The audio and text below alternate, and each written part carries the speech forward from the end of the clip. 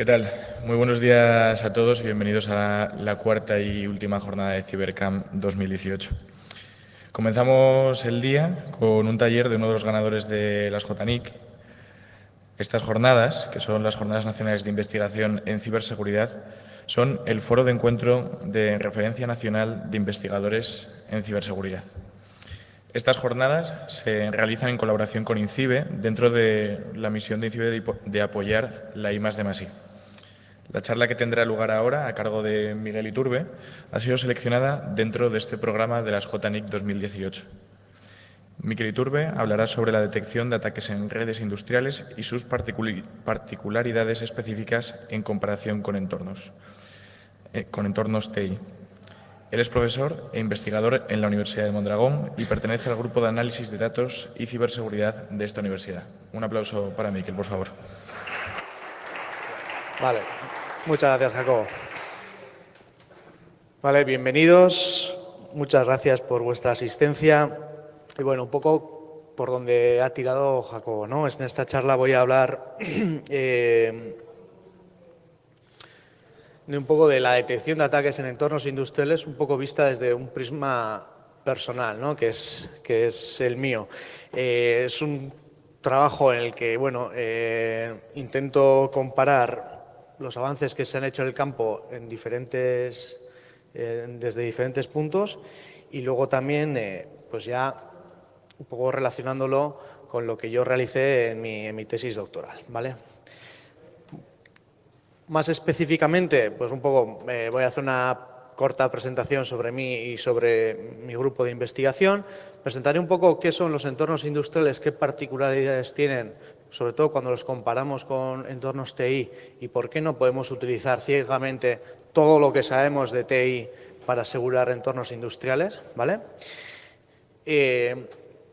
Luego os comentaré también algunas contribuciones que se han realizado en el campo de la detección de ataques en entornos industriales, cómo ha evolucionado este campo desde el 2010, cuando se supo acerca de Stuxnet, hasta hoy en día, ¿vale? Que ha habido un salto bastante brutal.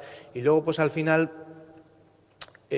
una serie de pautas, una serie de recomendaciones con recursos para aquellos que quieran iniciarse en este mundo, ¿no? De la detección de ataques en entornos industriales o la ciberseguridad en entornos industriales. Hoy en día, afortunadamente, hay bastantes más recursos para aprender de los que había hace 5 o 10 años, pero igual hay bastante gente que igual no sabe ni que existen. Entonces, me gustaría también enseñároslos para que luego algunos, si a alguien le gusta este tema, para que se inicie en ello, ¿vale?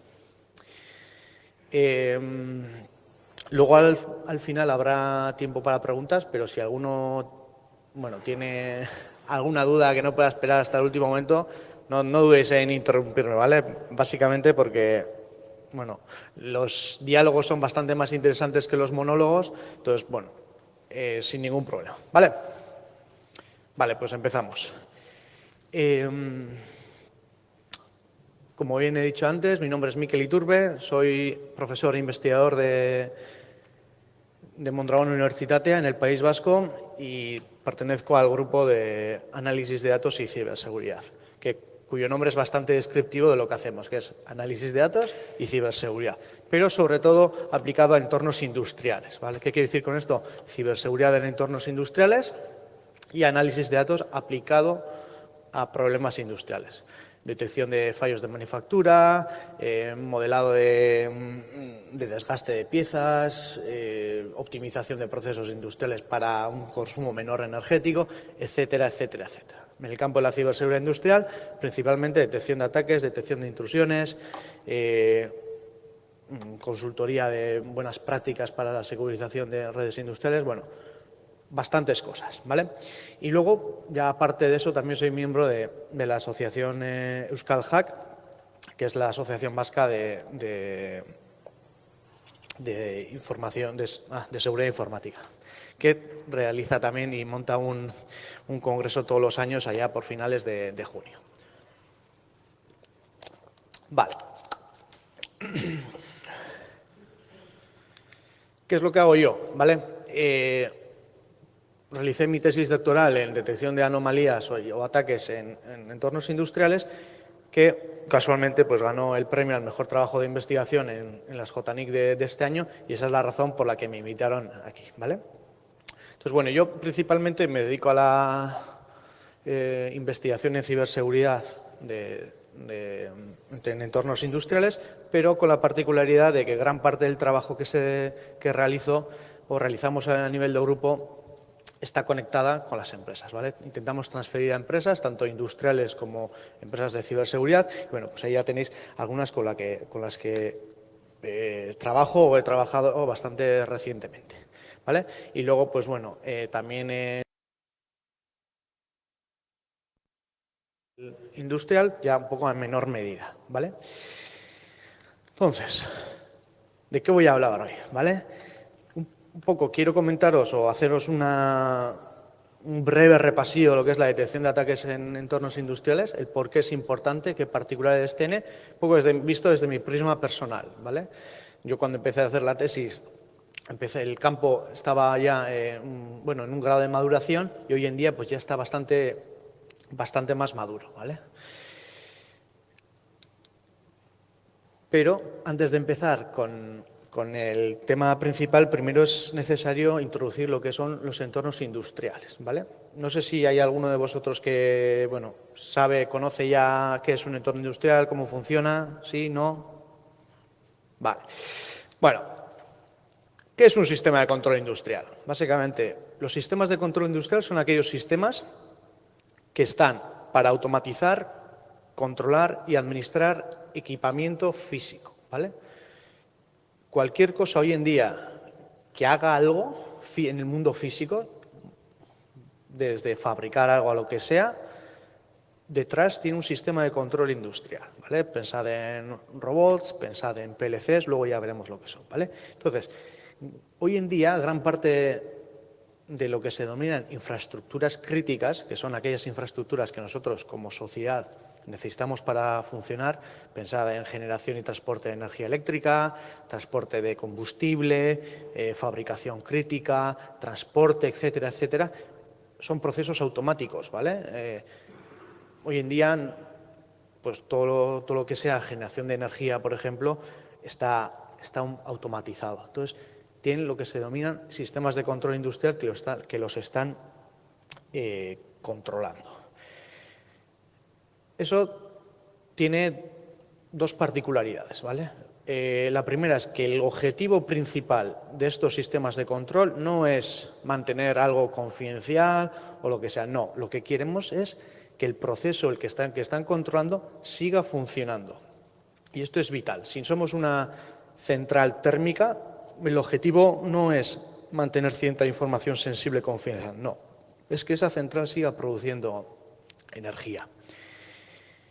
Y, por otro lado, que tenemos estos sistemas que tienen una interacción real con el mundo físico. Entonces, cualquier problema que tengamos con ellos, intencionado o no, probablemente luego tenga alguna consecuencia en el mundo físico. Ya no es que perdemos datos, ya no es que no podemos acceder a la web, no.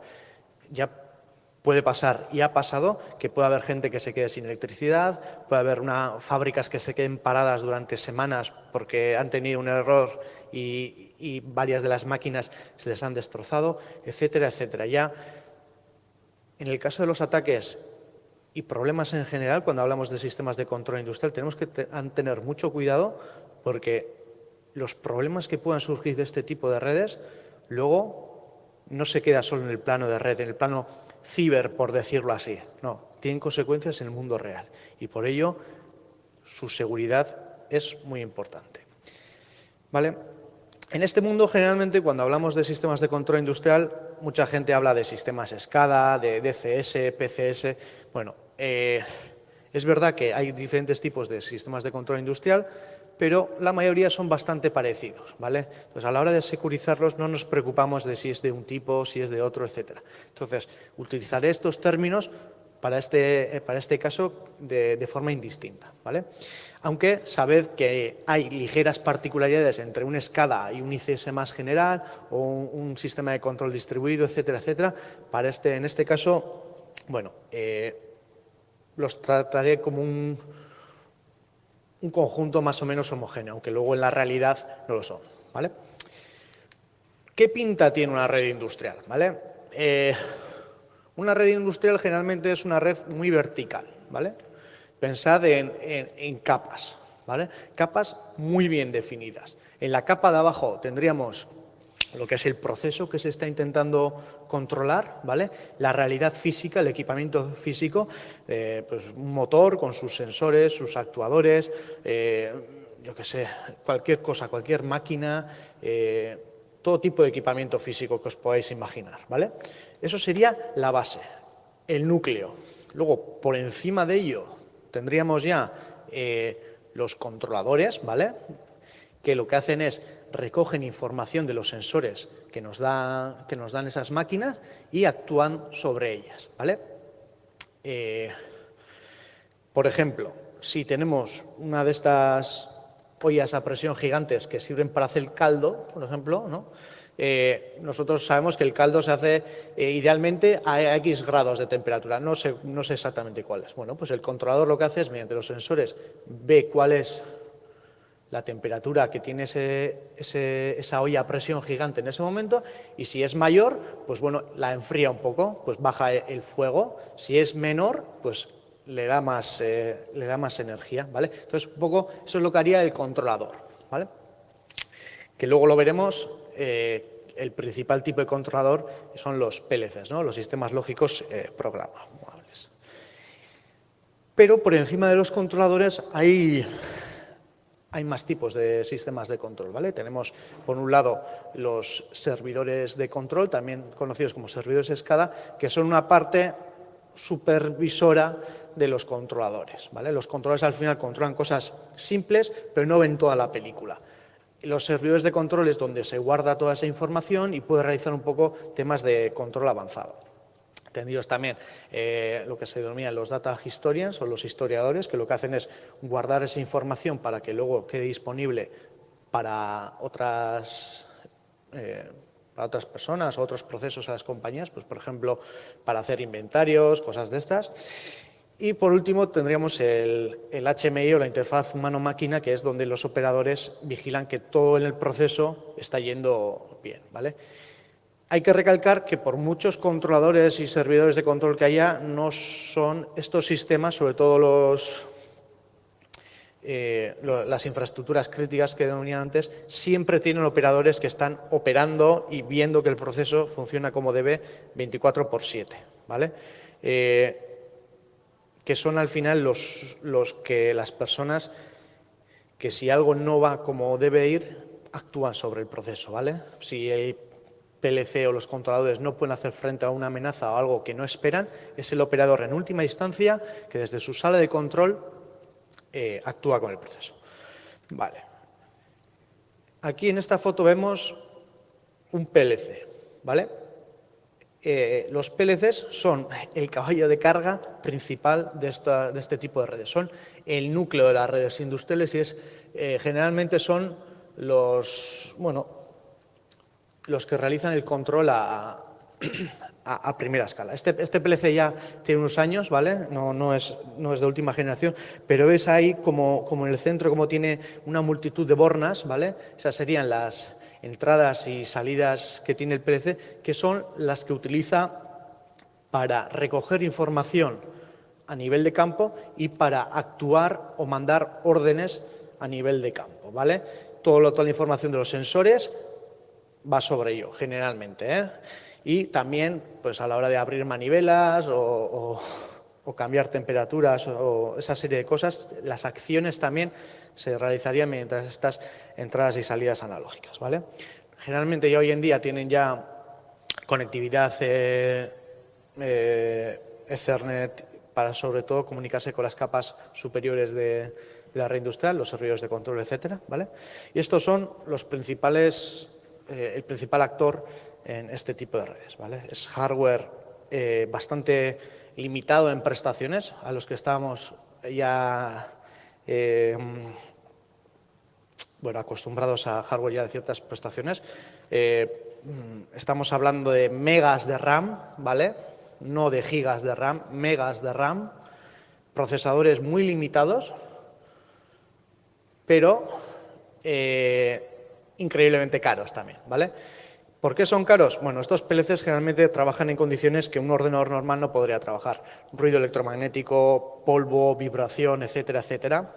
Y además dura bastante más que un ordenador. Luego lo veremos, pero los PLCs y el equipamiento industrial en general no se retiran al de 2, 3, 4, 5 años, no. Dura lo que dura la línea o ese proceso que está controlando. Estamos hablando de 10, 20 o incluso más años, ¿vale? Y luego, por otro lado, en las redes industriales tenemos salas de control con interfaces humano-máquina, donde los operadores humanos supervisan que todo vaya bien, ¿vale? Un poco para ver cómo son las redes industriales. ¿Y qué pasa si algo va mal? Muchas veces se dice, ¿no?, que puede haber problemas, tal, pero no estamos hablando de algo de ciencia ficción, estamos hablando de algo de que ha pasado, y ha pasado varias veces, ¿vale? La primera instancia más o menos conocida de que sabemos de un problema o de un ataque en una red industrial es un poco, no está claro si en realidad sucedió o no, ¿vale? Estamos hablando del año 82, esto ya son años, en un oleoducto de la entonces Unión Soviética, ¿vale? Se dice que hubo una explosión en un oleoducto y una de las hipótesis que se barajaban era que el software que se utilizaba para controlar ese oleoducto, estamos hablando ya de software bastante básico, que era una versión pirata de un software canadiense que utilizaba el operador de la línea. Entonces, se dice que entonces el que era el servicio secreto estadounidense cogió ese software que usaba una versión pirateada y bueno, le añadió un troyano, ¿vale? Para que en un punto de la línea la presión subiese y provocara así una explosión, ¿vale?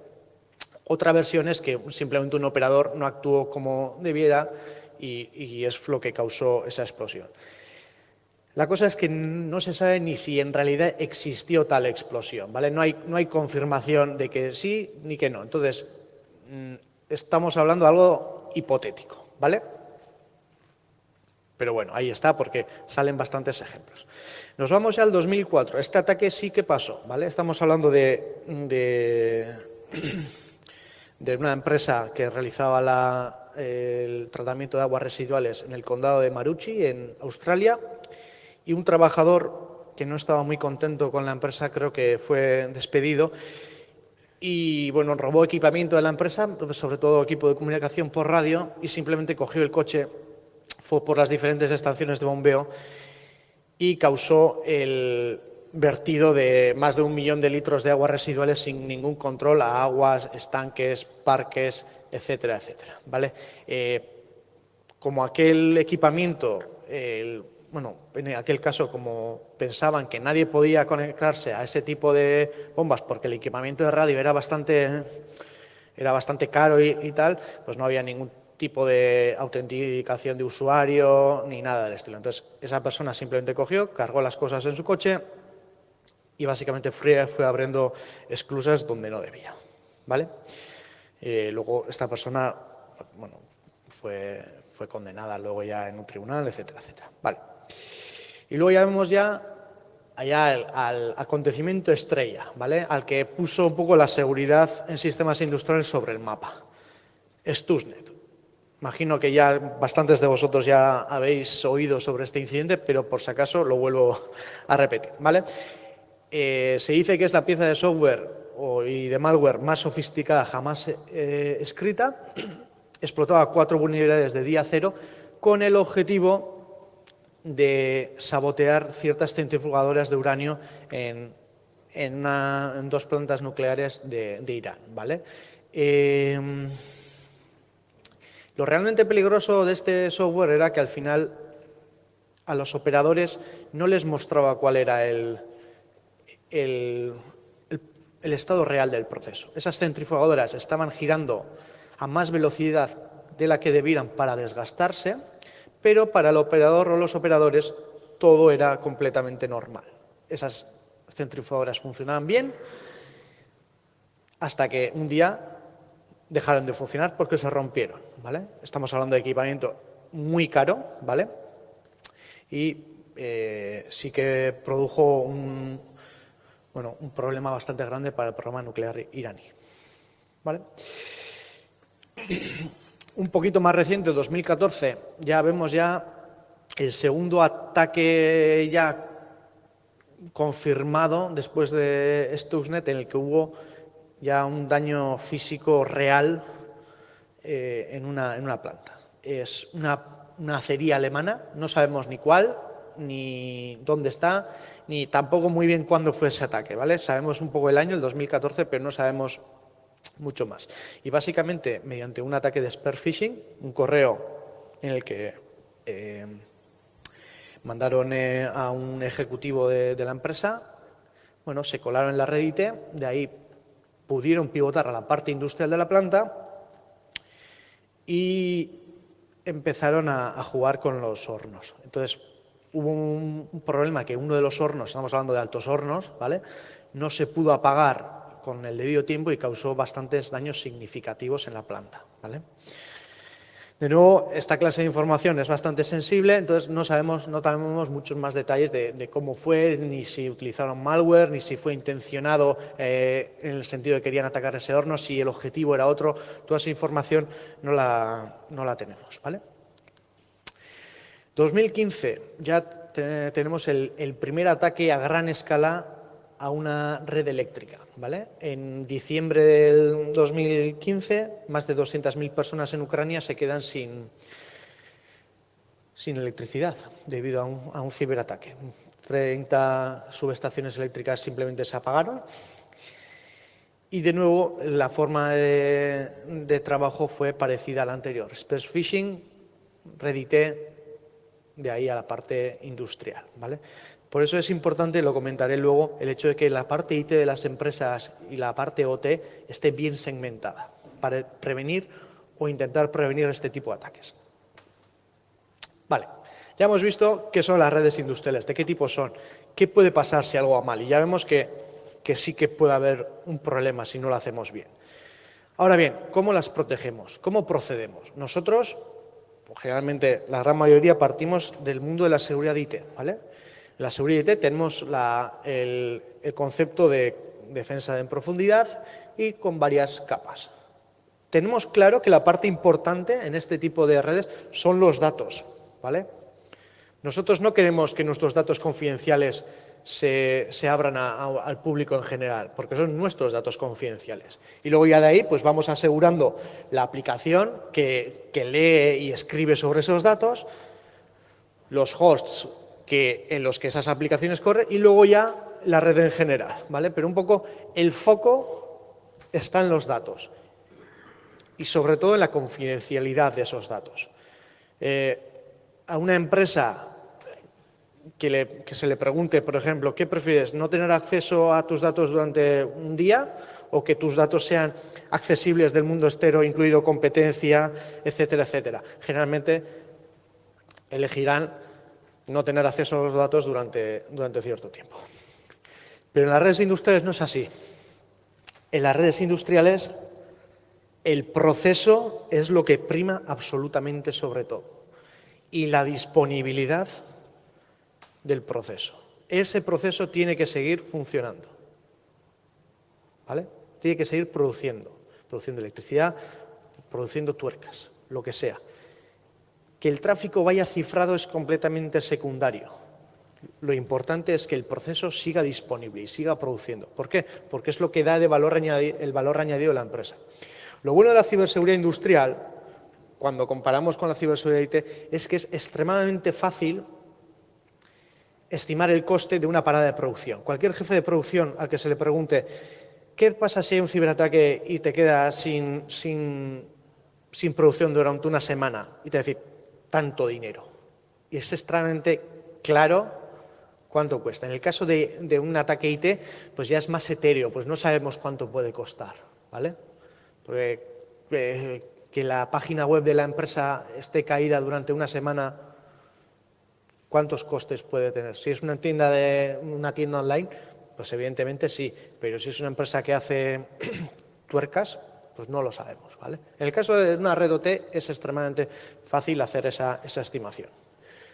Pero tened en cuenta de nuevo que lo que prima es la disponibilidad del proceso. Ese proceso siempre tiene que seguir funcionando. No podemos simplemente desplegar contramedidas de seguridad que comprometan ese proceso. Hay que tener mucho cuidado con eso, ¿vale? ¿Qué diferencias hay con las redes IT? ¿Qué diferencias tiene una red industrial con una red IT? ¿Vale? Lo hemos comentado. En primer lugar, el objetivo principal, el control de equipamiento físico, mientras que las redes IT pues, es sobre todo comunicación y procesado de datos, ¿vale? Lo hemos visto a la hora de que hay algún fallo en redes industriales, las consecuencias pueden ser nefastas e incluso mortales directamente. Se puede comprometer la seguridad tanto de los operarios que pueden estar en planta como de la gente que está alrededor. En Ucrania, que 200.000 personas se quedasen sin electricidad en pleno invierno, es algo a tener en cuenta, sobre todo si las calderas utilizan electricidad para provocar la primera chispa, como muchas hacen, etcétera, etcétera, etcétera. Luego, otra cualidad de las redes industriales es que los tiempos de respuesta son muy cortos, ¿vale? Muchos más que las redes IT. Sobre todo en automoción y en entornos donde hay robots operando, esos tiempos de respuesta son de microsegundos, ¿vale? 200, 300, anda por ahí, microsegundos.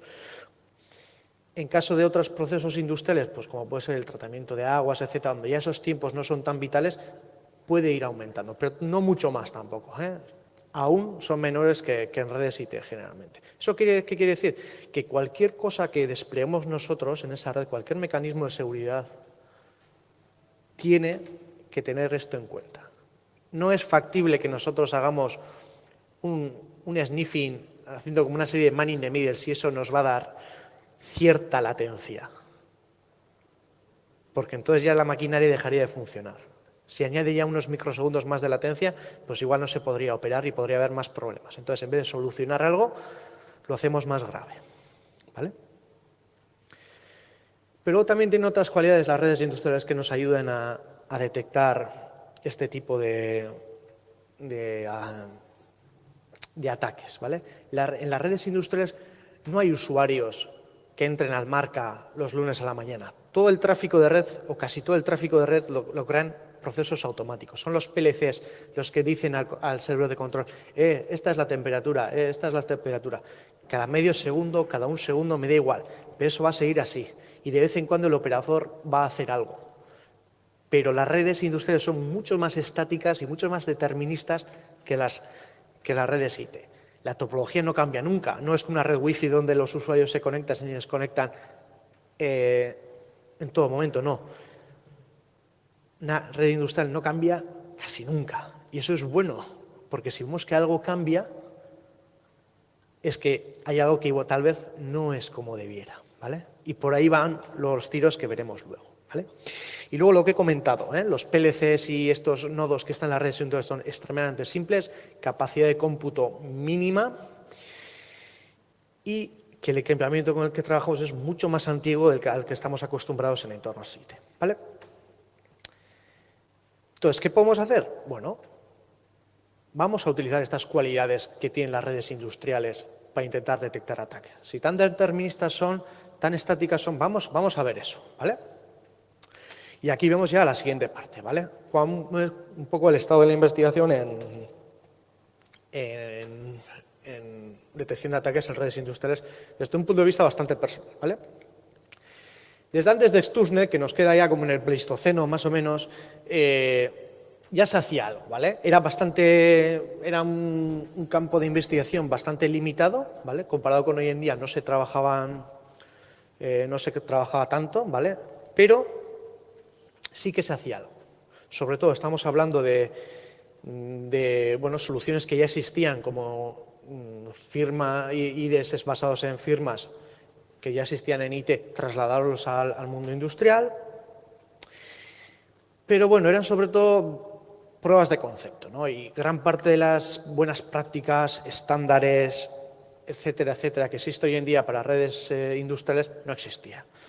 Lo de las listas blancas o el whitelisting, que hoy en día está muy recomendado, pues entonces no estaba tan avanzado, no había firewalls industriales, la red no estaba segmentada del mundo OT, etcétera. Entonces, la investigación era un poco, pues algo como pruebas de concepto, pero tampoco había una necesidad real, ¿no?, por parte de la industria. Vale. Hay un trabajo de parte de Su y Sastry que sí que realizaron un survey o una revisión de los trabajos existentes hasta ahora, hasta entonces, que era el 2010, que un poco resume un poco todos los trabajos que se hacían pues, antes de Stuxnet, ¿vale? Y ya empiezan ya unos términos que ya luego van a tomar más importancia, que es la detección basada en modelos, que básicamente nosotros construimos un modelo de lo que debería ser la red o el proceso en sí para detectar cosas que se salgan de ese modelo. Y luego la detección basada en especificaciones, donde básicamente creamos una serie de reglas simples a mano diciendo que algunas cosas que no deberían ser, ¿vale? Que es una versión un poco más simple que la detección basada en modelos. Esto es antes del 2010. Ya hay trabajos, es un campo de investigación incipiente, hay algún workshop dedicado al tema, pero es todavía un poco apartado, ¿vale? Luego ya queda Stuxnet, todo aparece en prensa, la gente se empieza a asustar y se convierte ya en un campo de investigación más de moda de lo que fue antes, ¿vale? Ya se empieza a publicar más, se crean más workshops, más conferencias dedicadas a este mundo, a la ciberseguridad industrial, cosa impensable hace 10 años, y ya empieza ya a trabajarse en serio, sobre todo en dos campos, que lo veremos ahora, que es la detección de ataques a nivel de red, es decir, yo veo cómo se comporta la red, a ver si hay paquetes que no cumplen ciertas reglas, etcétera. Y luego está la detección a nivel de campo, es decir, yo no me fijo ya en la red, me da igual qué paquetes haya, qué flujos de red haya, qué servicios haya. A mí lo que me interesa es saber qué está ocurriendo en el proceso. Y si el proceso no está funcionando como debiera, es ahí lo que me importa, ¿vale? Y es un poco en este clima, ¿no?, de post-Stuxnet donde yo empiezo mi tesis doctoral, ¿vale? En primer lugar, al realizar la tesis vimos que no había herramientas de visualización de seguridad para redes industriales, ¿vale? Y lo que hicimos fue crear una, ¿no?, basados en diagramas de cuerdas. Ahí vemos un círculo en el que los diferentes hosts industriales están ordenados, ¿vale? Tenemos los PLCs, que están en azul, los HMIs en morado y luego están los servidores de control en naranja. He comentado antes que las redes industriales son muy deterministas, es decir, si un host se comunica todo el rato con otro, eso no va a cambiar. Si un PLC tiene uno o dos servidores de control asociados, va a enviar la información a esos dos servidores de control. No tiene por qué enviar información a no sé dónde. No, el PLC es un proceso automático el que está generando todo ese tráfico. No va a conectarse al Marca para ver qué ha hecho el Real Madrid. No. Siempre ese tráfico va a ser estático. Entonces dijimos, bueno, si eso es estático, vayamos a ver las visualizaciones, vamos a ver los flujos de red, que deberían de ser estáticos, ¿vale? Entonces hicimos eso. Esos diagramas, esas líneas que conectan diferentes partes del círculo son flujos de red, ¿vale? La anchura de la base de esas cuerdas muestra el número de paquetes en cada flujo, es decir, flujos más anchos, tráfico más activo, y flujos más estrechos, cuerdas más estrechas, ¿vale? Entonces, y lo que hicimos es, vamos a crear una lista blanca, simplemente quién se comunica con quién, y todo lo que no cumpla esos parámetros lo señalamos en rojo, ¿vale? Y eso es lo que hicimos, ¿vale? Entonces, ahí veis justo un flujo entre un HMI y un PLC que no debería haber tráfico entre ellos, pues vemos que está pintado en rojo, ¿vale? Esto se realizó con una línea creo que era de pintado de coches, ¿vale? Una línea real. Y también, luego ya en la referencia que tenéis ahí, veis más casos de uso con detección de denegación de servicio, no solo la existencia de flujos anómalos, sino la no existencia de un flujo de red. Si un PLC deja de comunicarse, tenemos que ver por qué ha dejado de comunicarse, porque eso también es un problema gordo, porque no sabemos lo que está pasando en el proceso, ¿vale? Toda esa clase de cosas, ¿vale? Y luego ya un poco, después de haber hecho este trabajo, ya vino un poco una crisis existencial que muchas veces pasa en las tesis doctorales y, bueno, poco cambiamos el foco ya no solo a nivel de red, sino pasamos también a nivel de campo, ¿vale? Como si, ¿por qué a nivel de campo, no? Al final, a nivel de red, para las personas de TI, es un poco más intuitivo, porque son paquetes, son flujos, son cosas con las que estamos más cómodos. Cuando nos vamos a nivel de campo estamos hablando de temperaturas, vibraciones, presiones, son magnitudes físicas las que se monitorizan.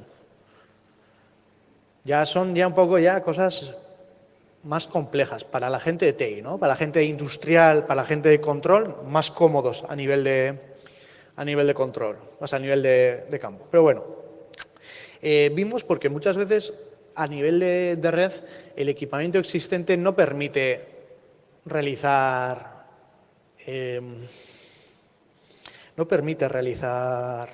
muchas cosas. En el sentido de, por ejemplo, los flujos de red los tuvimos que realizar haciendo un port mirroring de un switch, porque en ese caso lo tenía porque era medianamente bueno. Pero gran parte de los switches industriales, por aquel entonces, o muchos que siguen operativos, no tienen esa opción de realizar port mirroring. Ni qué decir obtener información de flujos como SFlow o NetFlow. No, esos ya son de muy alta gama y generalmente cuando hablamos de equipamiento industrial que ya de por sí es bastante caro, pues ya se dispara. Entonces, muchas veces la electrónica de red que existe es, bueno, un poco más básica, ¿vale?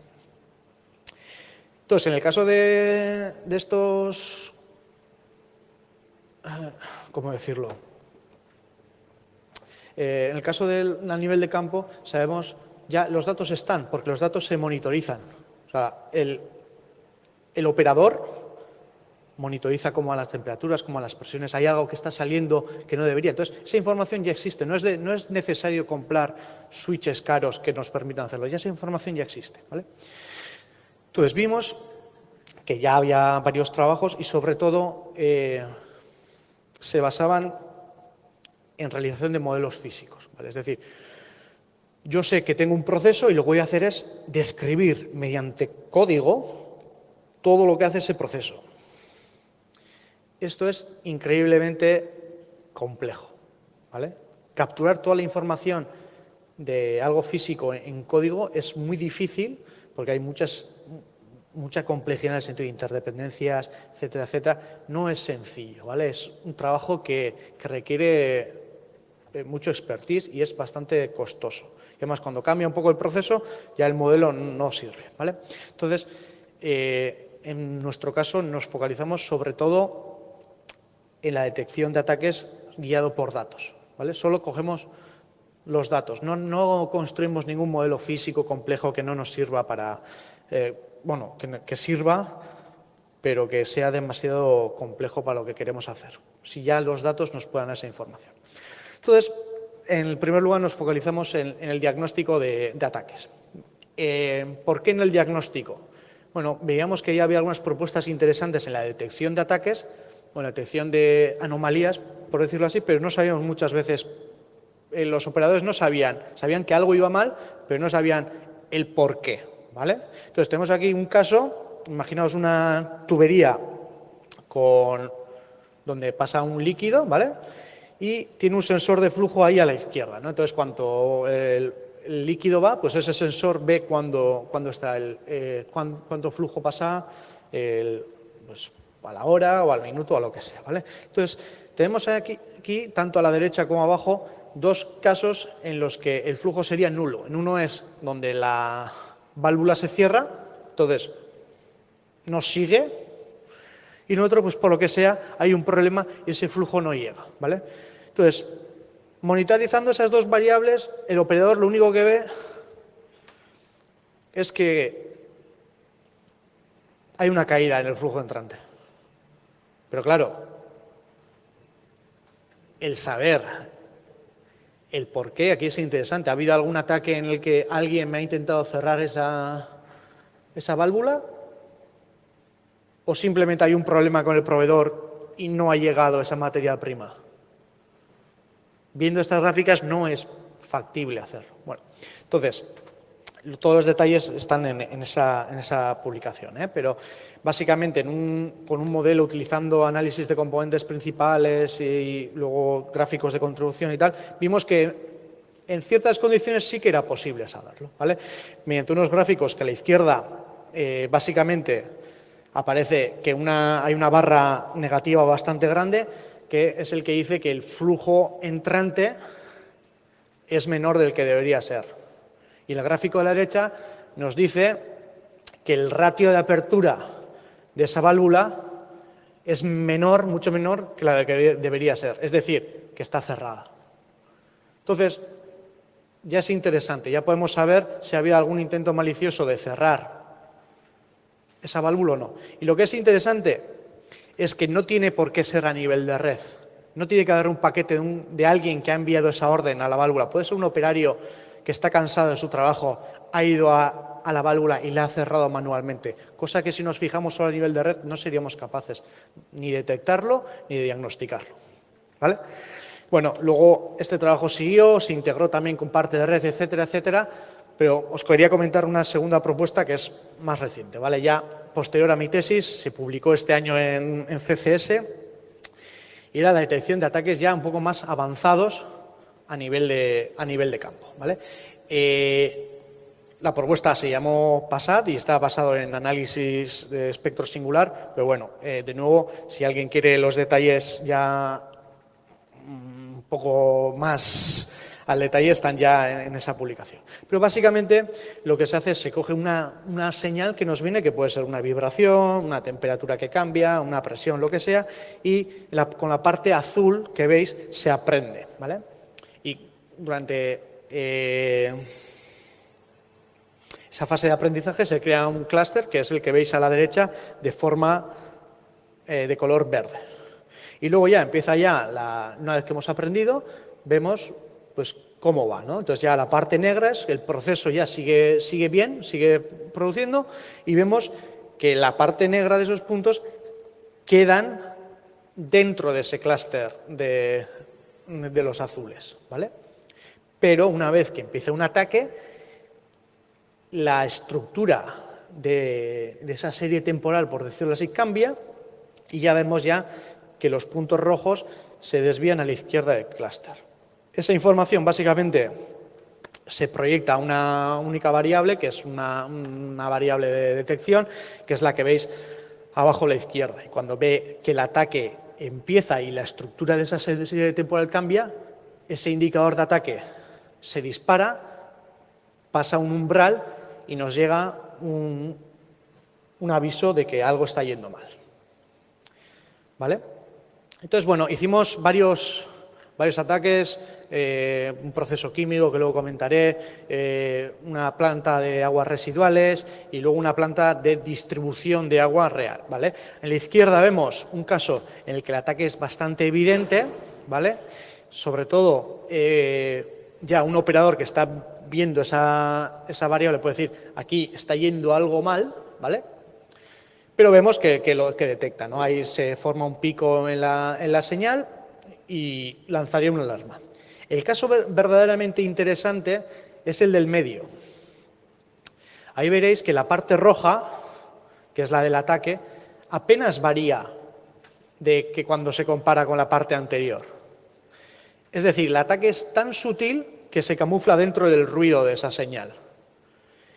Y en el gráfico de abajo, igual no se ve muy bien, pero hemos comparado dos métodos. Uno es el negro, que es un método anterior, y luego es el azul, que es el nuestro. Y vemos que mientras que el anterior no es capaz de detectarlo, el nuestro sí. Esto se debe a que muchas de las propuestas existentes hoy en día simplemente lo que hacen o lo que hacían era, sabiendo cuál es el estado del proceso en este momento, vamos a calcular o vamos a estimar cuál sería dentro de la siguiente lectura. Entonces, básicamente lo que se hace es predecir un poco el futuro. Y luego, si la predicción y lo que en realidad has obtenido se parecen, dices, no hay ningún problema. Entonces, claro, muchos ataques que son tan sutiles, no cambian tanto, no seríamos capaces de detectarlos con estas cosas.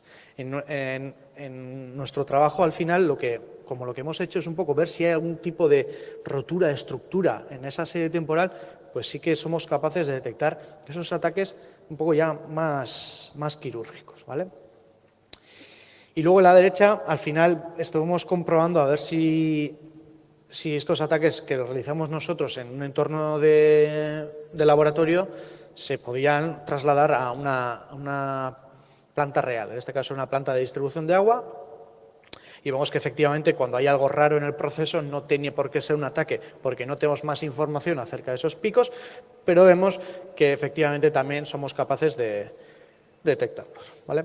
Entonces, vemos un campo que desde antes de Stuxnet ya tenían que ya se usaban algunas propuestas, sobre todo basadas en IT, para ir detectando ataques en redes industriales.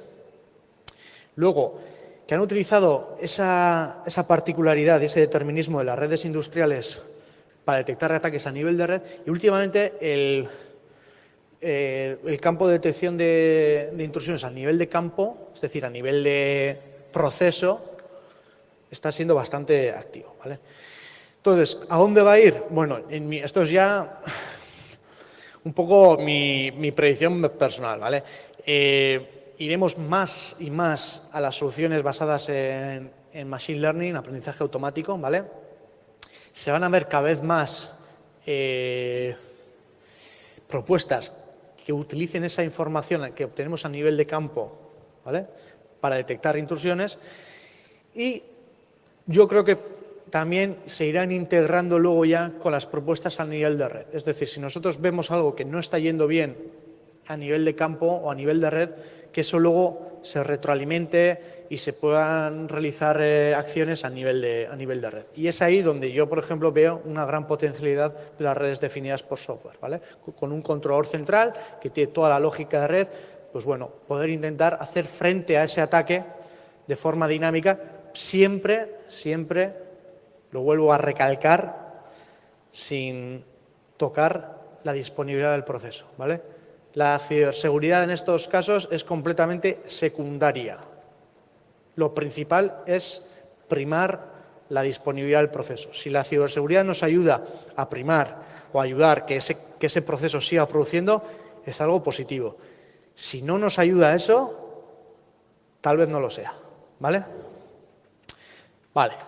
Y ahora, si hay alguien en la audiencia que le guste este tema, que dice, pues a mí la seguridad industrial ya es algo que me gustaría empezar.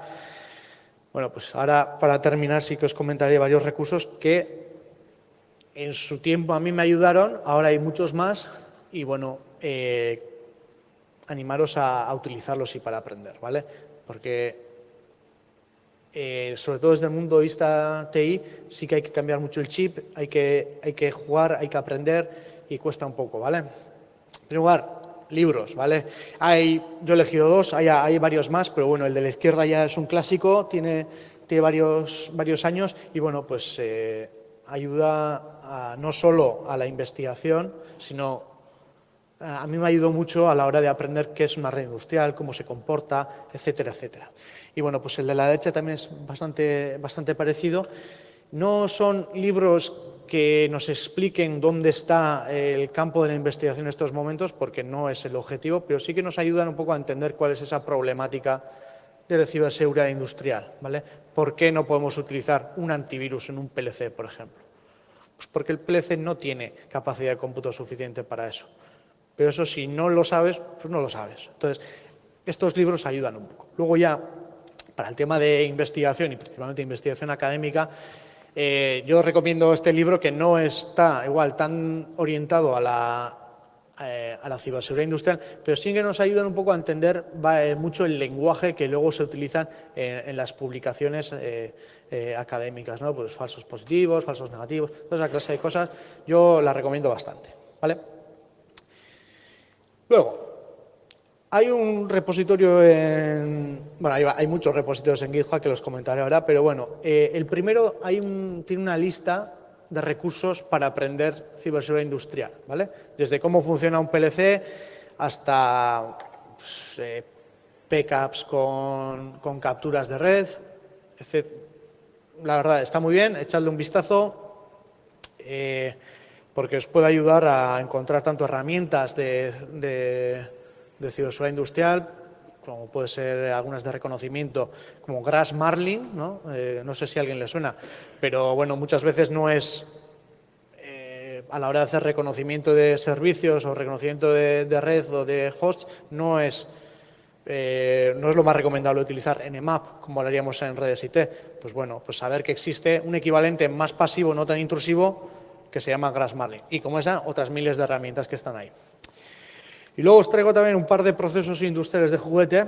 El primero es una planta que es una pequeña embotelladora, ¿vale? Que se llama Virtua Plant y básicamente tiene dos partes. Tenemos por un lado el proceso, que es lo que veríais arriba a la izquierda, donde hay un grifo donde va llenando una serie de botellas hasta que lleguen a un nivel.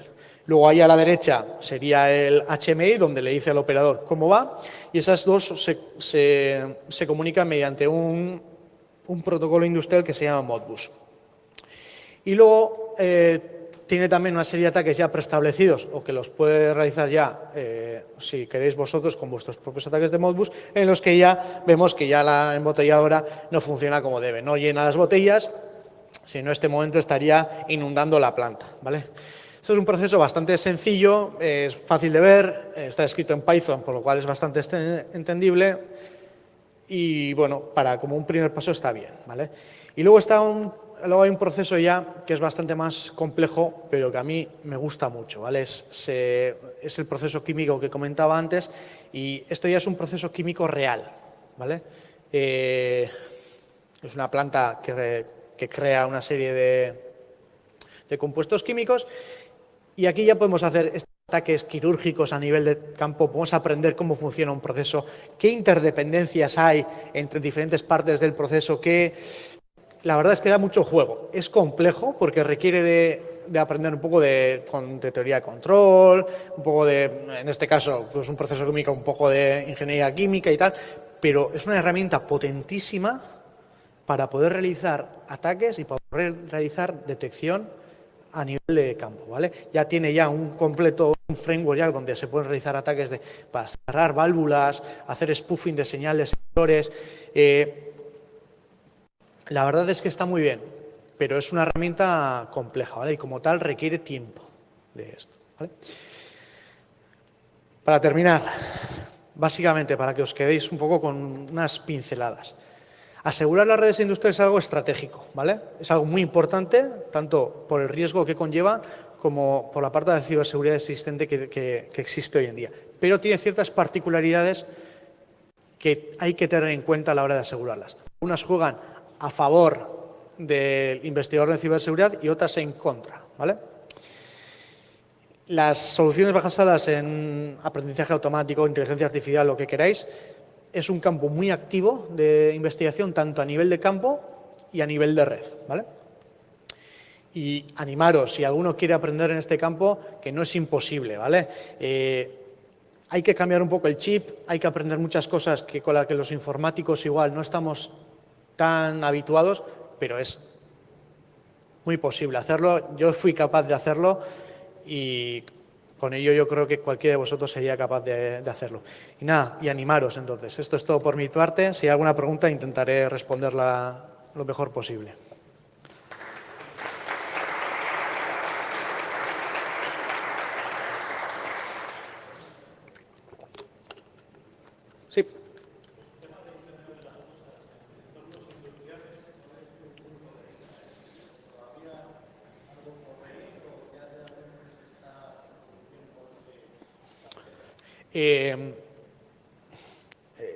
La respuesta es depende, ¿no? Hay algunas, las empresas un poco ya más punteras sí que están integrando pues ya sensores inalámbricos y esa clase de cosas sí que es una realidad que está llegando sobre todo a las empresas más potentes con más recursos, pero es verdad que igual ya en las empresas más pequeñas, más tradicionales, donde las líneas no se cambian mucho y tal, pues todavía igual ya se verá si y cuándo llega ese cambio. Es verdad que es un sector muy conservador y la mentalidad es de si algo funciona no se toca y es así. Entonces yo creo que en algunas empresas más vanguardistas sí que se está dando ese cambio y tal, en otras probablemente tarde un poco más, pero sí es una realidad, desde luego que no es ciencia ficción.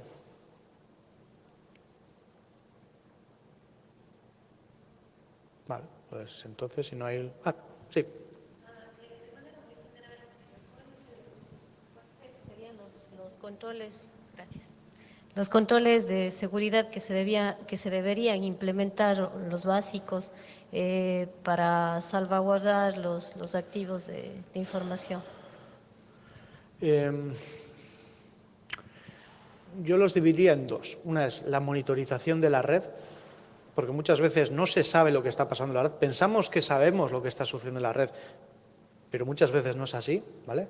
Ver qué está pasando. Y lo segundo es segmentación, ¿vale? Segmentación cuasi total entre la red OT o la red de control y la red IT, es decir, para que los accesos entre ambos estén muy controlados, porque siempre va a tener que haber accesos, porque cualquier pues mantenimiento remoto, pero muy controlado. Y luego ya como un plus, segmentación ya dentro de la red industrial entre diferentes líneas, por ejemplo, diferentes líneas de producción, diferentes partes de negocio. Todo eso tiene que estar muy bien segmentado. Y esas dos yo creo que son básicas. Y junto con un poco... como siempre, no es algo solo técnico, es algo transversal, la concienciación y la educación del personal involucrado.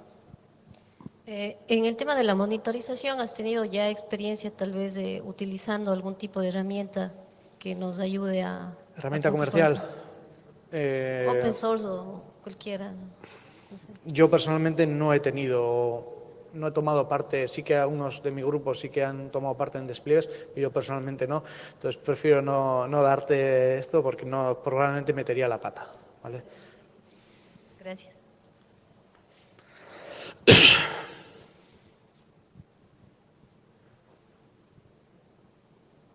Vale, pues muchas gracias por haber acudido y espero que os haya gustado.